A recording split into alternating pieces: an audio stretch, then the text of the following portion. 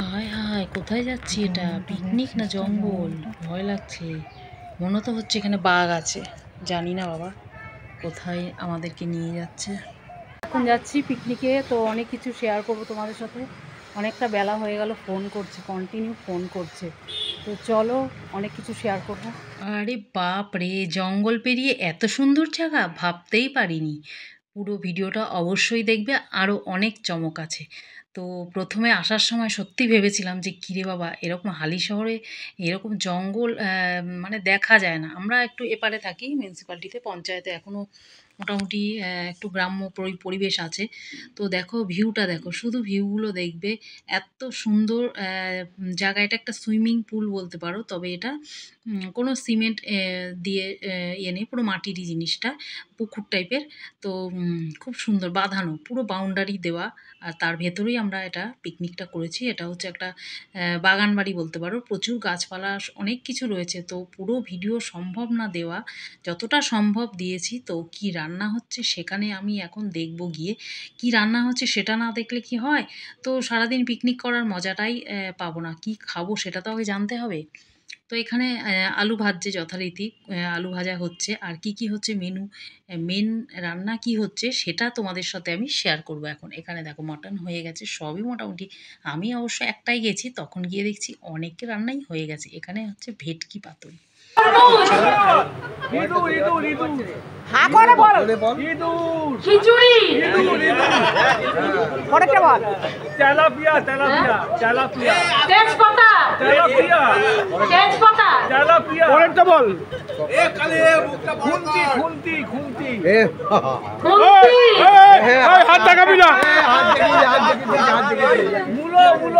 এখানে দিদি number one হচ্ছে, দিদি নাম্বার ওয়ানে যে কুইজগুলো হয় সেটা হচ্ছে, আমরা সেটা ভীষণ মজা করেছি। আর তোমরা পুরো ভিডিওটা দেখে অবশ্যই কমেন্ট করবে কেমন লাগলো। আমি ভাবতে পারিনি যে এইভাবে আমাদের পিকনিকটাকে তা আমরা এনজয় করব। দেখো ভিউটা দেখো, যেখান থেকে এত সুন্দর রোদ মানে উঠেছে, রোদটা এত ভালো লাগছে।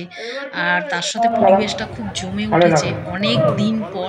আর এই দিদিভাই ভিডিওতে থাকতে ভীষণ পছন্দ করে, যখনই আমি ভিডিও করি আমার সাথে সঙ্গ দেয়, আমার ভীষণ ভালো লাগে। তো অনেকেই যারা ভিডিওতে থাকা পছন্দ করে না, তো আমার হাজবেন্ড। আর এখানে দেখো, এখানে সত্যি মিউজিক বাজছে, মিউজিকটা অফ করে দিয়েছি। তো কিছুটা মুহূর্ত তোমাদের সাথে শেয়ার করলাম, ভালো লাগলো। আর এটা তো মানে দারুণ দারুণ একটা অভিজ্ঞতা। এতদিন পর আমার হাজবেন্ডের মানে সব বন্ধুরা, ছোটোবেলার বন্ধুরা সব একসাথে যারা পড়াশোনা করেছে, প্রত্যেকে এখানে আছে। তো এবার পুরো ফ্যামিলি পিকনিক হয়েছে। এটা অনেক দিন পর, যেটা আমাদের অনেক আগে হতো। এইটা ভিডিওটা দেখে তোমাদের কেমন লাগলো তোমরা অবশ্যই কমেন্ট করবে।